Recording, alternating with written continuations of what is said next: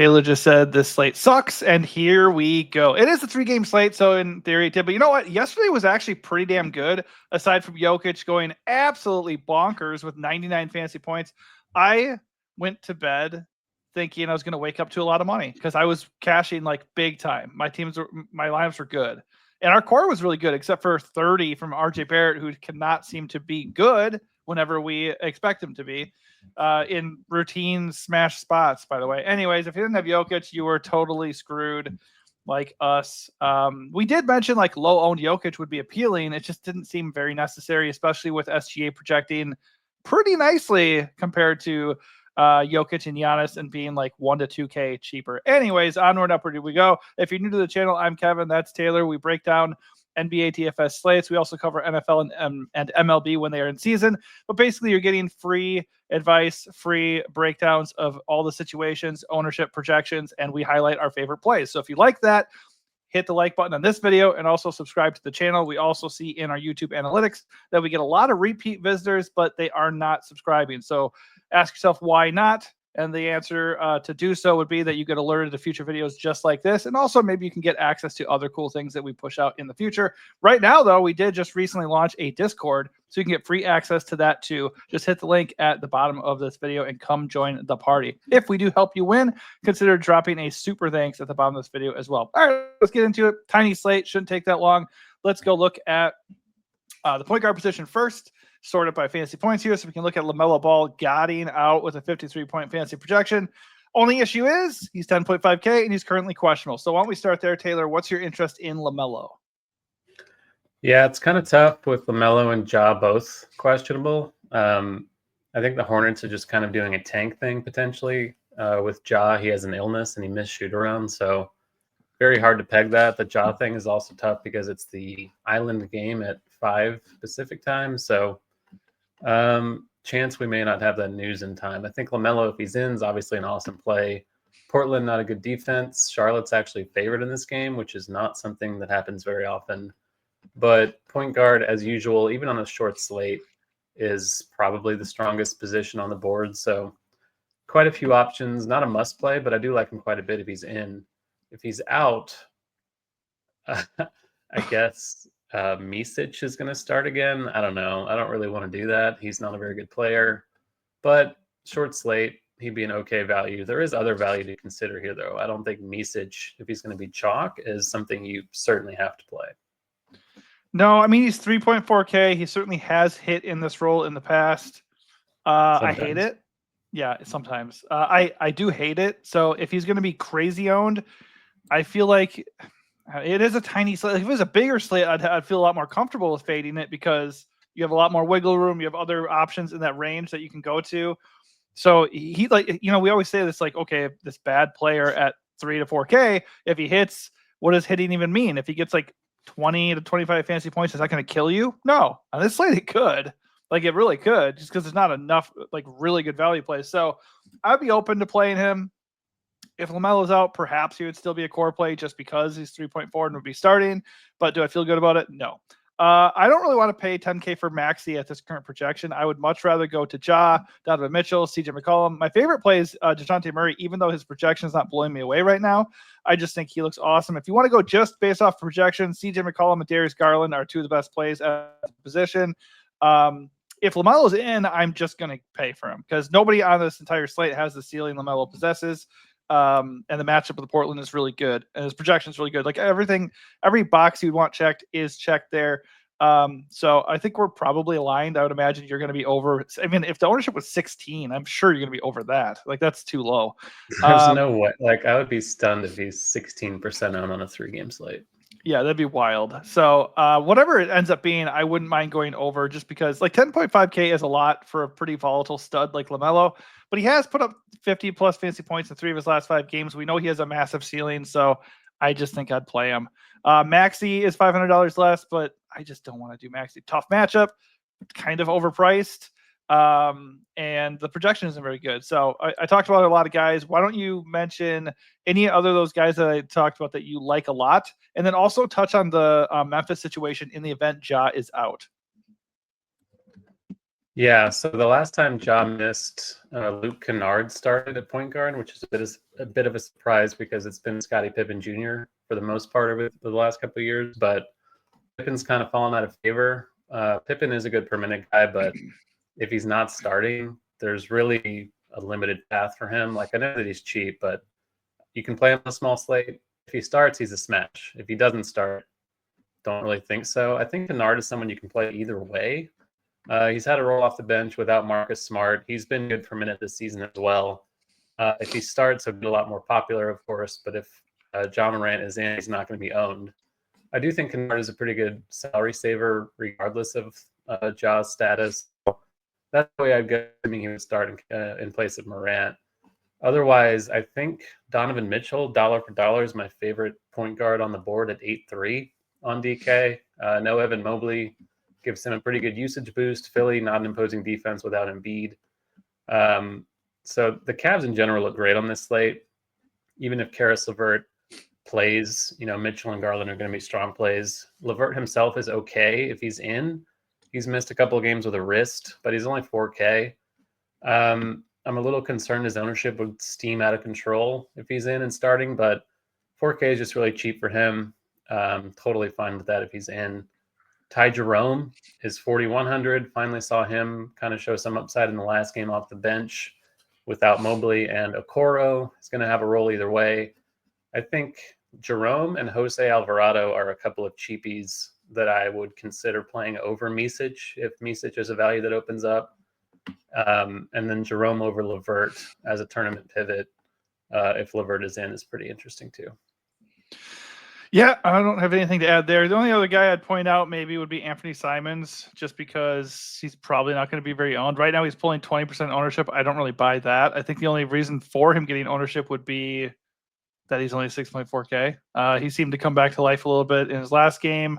So with no Ayton still, I think he's an okay tourney play if his ownership is low. And then a 3-gamer 20% would be low enough, I think. I mean, I don't disagree with Donovan Mitchell being a good play here. The only issue with Mitchell is he is super erratic and his floor is painfully low. 29 fantasy points last time against the Rockets. We have like 16 against OKC a few games ago. Massive ceiling, brutally low floor, even with having He's Mobley shown out. the ceiling more often without Mobley. Yeah. Those Minnesota and Phoenix games that he played well in were both without Mobley. Rockets, brutal matchup. He shot horribly. He still took 21 shots, took 8 threes. I'm willing to go back to the well with him. I just think he's cheap at 8-3. Like, I'm happy to play that. And they're playing Philly, so not nearly as imposing of a matchup. You mentioned Maxey. I think on such a small slate, like at 10K against Cleveland, not the kind of play that's going to stand out, but he's going to be super low owned as a result. And we have seen ceiling from him. So certainly someone you want in your player pool if you're playing multiple lineups. Don't fade him completely, but not a priority either way. No, that's a good call. Like if you just look at logically, Maxey doesn't look like a good play or somebody who's necessary. But if you want to look, GPP for life, Maxey would definitely be the first guy you would look at here because he's already not garnering a lot of ownership. And once, if and when we hear that LaMelo's out, Ja's out, I do think his ownership would tick up. But if those guys are in, he's not going to be owned at all, probably, because he's very expensive and in a bad spot. All right, I think that does it for a point guard. I mean, really, we just need to wait on news. I mean, the nice thing is LaMelo news will come right away, so we'll know what to do with the slate when it comes to that. My advice probably is to either just fade Ja and prioritize the other Memphis guys, or kind of just situate your lineup so you can maybe edit it. I mean, that last game is like the most appealing game of the slate anyway, so I think just construct it so you can edit Ja in or out of your lineup if he ends up playing, if you'd like to. I don't really see Ja as a priority either way, but he's certainly a solid option in the best game environment. All right, over to shooting guard, your boy Spida leads the way with the best projection. Obviously, he's a fine play. Some of the same guys trickle over here. The first guys that did not are Trey Murphy, Paul George, Desmond Bane. Why don't you talk about those guys and how you feel about them tonight? Yeah, I kind of like Bane as a low-owned play. Like, he's pushing 8K, and if Ja's in, people aren't really going to want to play him because that's kind of a lot. But he has been very good lately. He's kind of come around after a pretty shaky start. And Memphis in general looks great. Like, their 127.25 totals, one of the highest we've had in the game all year. Pelicans, not a very good defense, of course, without Herb Jones, etc. So Bane does look good if you're looking for a way to get different with an expensive shooting guard. I think Murphy's going to garner a lot more ownership in the same range. Paul George projected to be quite a bit chalkier. That's another reason I like Maxey is like if George is owned, which he probably will be at 8K with guard forward, then Maxey's just going to be like an awesome leverage play in a tournament. So I'm kind of neutral on George. Like I'm going to play him, but don't really have high hopes in this matchup. Mitchell by far my favorite in that group of 4 right there. Simons you mentioned is fine. I didn't really touch on the Pelicans guards, but McCollum and DeJounte are going to get big boosts without Zion and Ingram, of course. CJ is the better value of the two. DeJounte obviously point guard only. So CJ is someone I like quite a bit as well. Like this range is pretty stacked on this slate. Shooting guard is a pretty good position overall, even without accounting for the value with Nick Smith again. Looking like one of the more popular values on the slate. Not quite as cheap as he was the other day, but 30 minutes in the last 2 games, starting in place of Brandon Miller, who's out for the season. So should play a big role moving forward. Not the safest play because he is very scoring dependent, but just given the slate size, the lack of value, I think he's pretty safe. Yeah, I mean, Brandon Miller's still out, so he's still going to be in there starting and getting about 30 minutes. Pretty good usage rate for a guy who's only 4.2K. So I love him for value as well. Obviously, if LaMelo's out or Miles Bridges is out, he would look even better. He's going to be owned no matter what, but just obviously that would help him. I love the Desmond Bane call. His projection isn't really comparable to like Donovan Mitchell, but the ownership is very, very appealing. I'm going into tonight definitely targeting Bane, and hoping the Ja news breaks late. Obviously, no matter what happens, I think if somebody has Ja in, obviously they would have to eat some salary and pivot to Bane. So just by default, he's going to be a little bit more owned than whatever the projections say, but he's going to be less owned than a lot of these other options. And he's been good, obviously. And then no Ja would just make him, explode into being a stud here. So he looks really good. I also like Trey Murphy quite a bit. Comparable projection to CJ McCollum, a little bit more expensive. So naturally his his ownership is going to be a little bit lower. So I think he is a good leverage on CJ, but neither of them are picking up a lot of ownership right now. So I wouldn't worry too much about that. Same values. Levert, he crosses over to here. We have some other decent values. It's a tiny slate, so you really can consider any of them. Max Strus, Jalen Wells, especially if Ja sits. We already mentioned Luke Kennard. Shade on Sharp's projection sucks. I don't think I want to pay 5.9K for him. I love Jordan Hawkins as a punch. Yeah, I was just going to say, he's not really going to be that owned. Like he gets usage. He's happy to shoot as much as he can off the bench. So without Ingram and Zion, they need offense. And I do not mind that at all. I like that quite a bit. Very cheap. He does have a little bit of upside as a scorer. He's getting 20 minutes. I mean, that's all you can ask for on a 3-game slate. And if that is going to be part of getting you different, I'm okay with it. And I think that's pretty much it over here. Cody Martin will get 20, 25 minutes. I think he's okay at 3.9K. But if he's going to pick up ownership, I would not be into that. But I mean, he could be honestly a really good play if LaMelo and or Miles end up sitting. So definitely keep Cody in your player pool. All right, over to small forward, my boy Trey Murphy projects as the best option. You can also pivot to Paul George, who you said you like as well. Or you said he's owned. I mean, Paul George is fine. I think I do prefer Trey Murphy here though. Better game environment, better matchup, and slightly better projection. So especially if Paul George is gonna be chalk, like I'll take Trey Murphy at half the ownership. Yes, please. Still don't mind Denny Avdia. Man, he started last night so well. He was so unowned. He had like 9 or 10 fantasy points like in the first 3 minutes, and then he finished with 10 at halftime. It was brutal. I don't think he got there either. Let's see. 26. It wasn't great. But at 7K against the Hornets, I'm okay with Denny Avdia if you want to get there. It doesn't look like he's gonna be owned, so I like that. No DeAndre Ayton helps usage a little bit. So he's certainly on my radar in GPPs. Tumani could start again, 5.2K. Don't really want to do that. I think we just go down lower. Dean Wade was good last night, 29 fantasy points. He will be relevant once again with no Evan Mobley at 3.9. So what are your thoughts on those guys? And are you interested in Javonte Green, who's popping down there? I understand Javonte Green, like he's going to start with Zion out, we think, but if he's going to be like 40% owned, I think that's pretty easy to get away from. Just not really a guy who's going to provide a huge ceiling. If he plays well, he's getting you mid-20s, which is fine for 3.6. I understand why you'd play him, but that's chalk I'm happy to be under on. Like I mentioned, a few other plays. that are going to be lower on, like at point guard, for example, Hawkins at shooting guard, and even at small forward. I think Josh Okogie is a guy who could wind up being kind of a core play. Miles Bridges is questionable. Okogie hasn't played a ton, but he does have a role off the bench right now without Brandon Miller. Good per minute guy historically, averaging about a fantasy point per minute on the season between Phoenix and Charlotte. If Bridges is out, I think Okogie might be an awesome play. And even if he's in, I still think you can play him because he's 3-2 and unowned. I'll take a 3-2 unowned Okogie over a 40% owned 3-6 Javonte Green personally. No interest in Josh Green? Fuck Josh Green. Sorry, Josh Green, if you're watching. Fantasy per minute producer among regular rotation players in the entire NBA. So, yeah, it's pretty rough when you're 3.5K and projected for 26 minutes and we have zero interest in rostering you. I guess on this, but you can consider it like if those other guys are out, but I don't know. I really would much rather play a Okogie who has some upside. Yeah, Josh Green has all of the floor. Okay. Entirely himself. Yeah. George Niang is a pivot away from Dean Wade, who is coming in pretty chalky. I think that's an okay mention at 3.8K.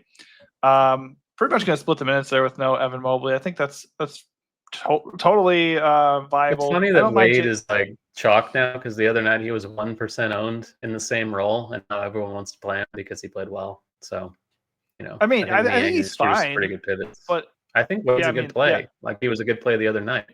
Right. Just the field's come down to it now. Yeah, the thing is, guys like Dean Wade are kind of volatile, so like he has to hit a ton of shots to really pan out. So I would not be that shocked if it just fluctuates and goes back the other way and Wade kind of busts, and then you have somebody like Niang or Strus pop off, right? It's just kind of the nature of the beast. So I think like Wade is a good play. If you want to play Wade, you can. On other nights, maybe he would be a core play if he was like cemented into like big minutes. But I just think on a small slate, it's a pretty good spot to get different, and hopefully, he busts everybody else's lineups. All right, over to power forward. A lot of these same guys apply. Miles Bridges, though, is power forward only. Make it make sense. He is questionable, but he's projecting pretty darn well for 7.4K. Jaren Jackson Jr., not the best projection, but I would be willing to bet on the over on Jaren Jackson Jr., especially if Ja doesn't play. So if we go into this slate with no Ja news, I really like the idea of going for JJJ because his price has come down. We know he has good usage rate. We know he has a massive ceiling. So everything looks good for him. The projection just doesn't blow you away currently. And the ownership is not bad at all. So I like both of them. If Miles is in, I don't mind him. But JJJ is probably who I'd rather get to for tournaments. Yabu with no Embiid looks like a solid value at 5K. Your boy Santi Aldama looks okay at 4.8. Then we get into a lot of the same guys that we were already talking about. So how do you feel about Miles and JJJ up top? And then are you liking Yabu and Santi tonight? Yeah, I would not much rather, but I think I'd rather play Jackson than Bridges if I have the money. Just a much better spot overall. I think New Orleans is an elite matchup for bigs. He's not like a traditional big. He's going to take threes and all that, but huge ceiling. Ja's out is going to be a smash of smashes. So happy to play into that regardless of the Ja situation. Yabusele's okay. Brutal matchup against Cleveland though. But he is the only big they really have besides Bona and Pete Nance or whatever. So there is some upside there. I feel like he can keep it close. He's fine. Aldama, the epitome of tournament plays. Like if you look at his game logs, he can play 30 minutes and completely smash if he's hitting his shots, or he can play 15 minutes and suck dick. So look at the last two games. Yeah, 2 for 15. You know what's happening. You know what's happening tonight. Then he's hitting 10 threes. His minutes are obviously reliant on how he's playing. So loads of upside for the dollar. I think the field's going to probably be there. So risky play. I'll probably be about even with the field on him. Not like if he's chalky, I think I'm out. But if that ownership dips before lock, what better spot is there? You're going against the Pels in an up-tempo game. Yeah, it's certainly a good spot for him. So I'm okay with it. I think Jeremy Grant is okay for a few hundred more. Like the minutes have been up since he came back from his face injury. Ayton being out does boost his usage a little bit. Not having a very good season overall, but on a short slate at 5,400, I think that's a pretty good pivot away from Aldama if Aldama and Yabusele are going to be chalk in that range. Yep. Don't disagree. I'll just mention, I want to get your thoughts on Denny too. I think Denny is really interesting with 8 and out, and just because he's not going to be owned. I mean, Denny has a nice ceiling. He's going to play 30 plus minutes. I mean, I think he's kind of sneaky here at 7% ownership. Yeah. Not into it? I would probably get more if Bridges is out. I just think Bridges and Jackson are better plays if you're paying all the way up. Well, of course, but that's why his ownership is low. If Bridges is out, like, then people will go play Denny. Portland's pretty crowded, so I don't really love anything there, really. Like, he's just kind of overpriced, but it's okay. He obviously has upside. All right, on to center we go. Mark Williams, the god. 38 points the other night. Yeah, in this same. Oh no, it's not the same matchup. I misspoke. I thought for some reason he was facing Memphis. I misspoke in my Reddit write up today. But yeah, Mark Williams. The Pelicans with the Hornets a couple times. But either way, he gets the Blazers, so it's with no Ayton. Klingen's just going to be getting slapped around. Mark Williams looks awesome, 7.8K. He is a core play. In the name of RJ Barrett, good Lord, can these high-priced core plays just work out? My gosh. It's really just an RJ Barrett thing. I think I'm done with that guy. But no, Mark Williams looks awesome. One of the best projections of the entire slate. Certainly the best projecting center. And not even pulling that much ownership, all things considered. I think people are just afraid to click that 7.8K price. I am not. Jarrett Allen looks fine at 6.9K. Jaren Jackson, I already talked about him. I like him at power forward instead of center. Yabu's fine. Misi's back. He's fine with no Zion. But to me, it's just I'm doing 2 center build. I'm hitting the strategy part of our video early here. But Mark Williams and Klingen, man, that's where I'm at. Yeah, without Ayton and Williams, Klingen should start, but Klingen's missed 10 days with an ankle injury, so pretty good chance he's not going to see much more than 20 minutes, but he's 4K. He's a good per minute guy. It's a tiny slate, so I'm good with it. I don't think he's like a smash like Robert Williams was last night, but still fine. In the same vein, I think Jabari Walker at 3-3 is playable because he should be the backup. 6 steals last night. It's probably not repeatable, but 3-3, you don't really need him to do that. So would not play those two together in the same lineup, both being center only, of course. Individually, I do like Jabari as a pivot if Klingen's going to be pretty chalky. Yeah, I'm okay with that for sure. How are you feeling about Jarrett and Misi? Yeah, Misi's always better with Zion out. So getting him back tonight's pretty interesting at 5-1. I think he's a good play. I think Allen, obviously, prices come up, but without Mobley, he does get a pretty good boost. I like them both quite a bit.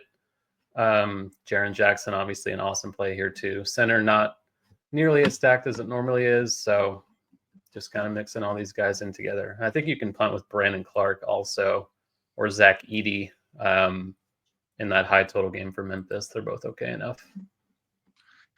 Yeah, I think if you don't want to go Klingen, I'm cool with Klingen even at 20 to 25 minutes here if he's gonna be limited. But you're kind of getting a very similar guy in Edey and probably at no ownership. Like Klingen's ownership doesn't seem accurate yet. Like I bet that will spike once people know for sure he's starting. But yeah, I think Edey is definitely an interesting pivot for sure. Even if the ownership stays, Edey's in play as well. All right, let's wrap it up with our flag plant of the night and our general strategy. I'll flag plant Mitchell. I feel like at 8-3, we're just getting him at a pretty good price point. It's a good matchup against Philly. Not going to be like a mega chalk, I wouldn't think, on this slate. So he's the one I feel the best about. There are quite a few good plays on this slate. Like for a 3-game slate, there are kind of a lot of ways to go. So it is a bit more interesting than your typical tiny slate. Play for the news. I think stacking New Orleans and Memphis is a pretty good idea, regardless of Ja. And if you get the Ja news, all the better. Someone like Kennard's going to get a big bump. Maybe Aldama sees more usage. So, yeah, I kind of like everything tonight. It's not a bad slate overall, even though right before the show I said it sucked. Yeah, well, a lot of slates do suck until they don't, and you're winning all the money, right? So I think my thing is this. If LaMelo's in, I'm playing LaMelo. It's a 3-game slate. I'm probably only going to do one lineup. I can't even be there at lock tonight. So I'm just going to have Yeah, well, it's either don't play at all or just play one lineup. I'm going to play one lineup. But going in, if LaMelo plays, I'm playing LaMelo, so I might have to take a chance if that news doesn't come out early. I think it's okay to just do a balanced lineup with neither of the 10K studs in this slate. I think you could survive that way. I just think if LaMelo's in, regardless of ownership, I'm just going to take advantage of that ceiling. The other thing is I'm just going to play for Ja to be out. If that news doesn't break before lock, I'm just going to take advantage of that. And if Ja's in, and and by that time I'd probably be able to edit my lineup, maybe not. I don't know. I can adapt, but you guys watching, I'm sure you'd be able to edit it if that is the case. But if Ja's out and all these people are spending on Paul George or Maxey or LaMelo or Bridges, I mean, you're going to get JJJ and Bane at like no ownership. So I love that. I'm going to stack the last game of the night. I will say, though, in general, if you want a completely different strategy, you could just take the game stacking element, because somebody asked, like, hey, on a 3-game slate, should we just stack one of the games? Yeah, that's not the worst thing to do, because if you hit the right game, you're probably going to do really well. But this is the game that everybody should be stacking, Pelicans versus Grizz. So if you think that's where a lot of the ownership is going to end up going, you could use that same strategy and just go stack one of these other games fully instead. I just don't see Cleveland and Philly being a very palatable spot, and then Portland and Charlotte. Like, trusting both of those teams on the same day seems like not a winning proposition. So for me, it's going to be stacking Pels and Grizzlies for the most part, and then playing for Ja to be out. All right, that is going to do it for us. Hopefully we can offer some core plays and some updated analysis leading into lock tonight, and you can get that in our Discord. What am I forgetting? Nope, not forgetting anything. That is free, by the way. If you can hit the link at the bottom of this video to come join our Discord. And if this video helped you out in any way, hit the like button and also subscribe to the channel. Thanks for watching and good luck.